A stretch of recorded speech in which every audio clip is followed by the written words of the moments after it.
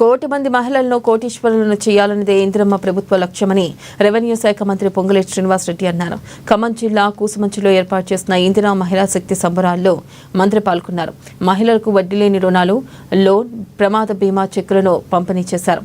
రావణాసురుడు పరిపాలన వద్దని ఇందిరమ్మ పరిపాలన కావాలని ప్రజలు డిసెంబర్ 2023లో కాంగ్రెస్ కు అధికారం ఇచ్చారనేది పొంగులేటి గుర్తు చేశారు. పేదవారి కష్టాలు తీర్చడంలో గత బీఆర్ఎస్ ప్రభుత్వం పూర్తిగా విఫలమైందని, అందుకే ఇందిరమ్మ ప్రభుత్వాన్ని తెచ్చుకున్నారని ఆయన తెలిపారు.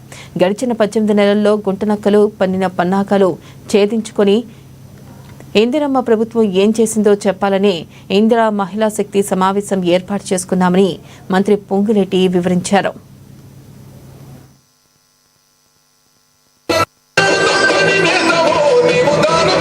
గౌరవ ముఖ్యమంత్రి రేవంత్ రెడ్డి గారి నాయకత్వంలోని మన ప్రభుత్వం కోటి మందిని కోటీశ్వరులు చేయాలన్నది మన ప్రభుత్వం యొక్క లక్ష్యం.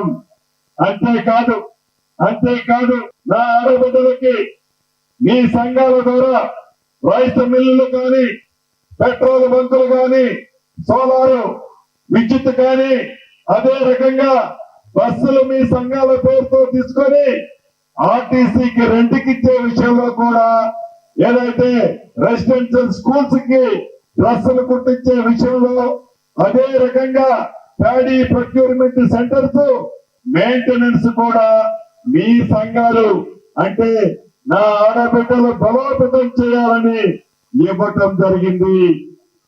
అంతేకాదు రాబోయే కొద్ది రోజుల్లో ప్రతి సంఘంలో ఉన్న నా ఆడబిడ్డకి ఆనాడి బతుకమ్మ చీరలాగా కాకుండా 2 చీరలు, మంచి కాస్ట్లీ చీరలు మా ఆడబిడ్డలకి తోబుట్టుగా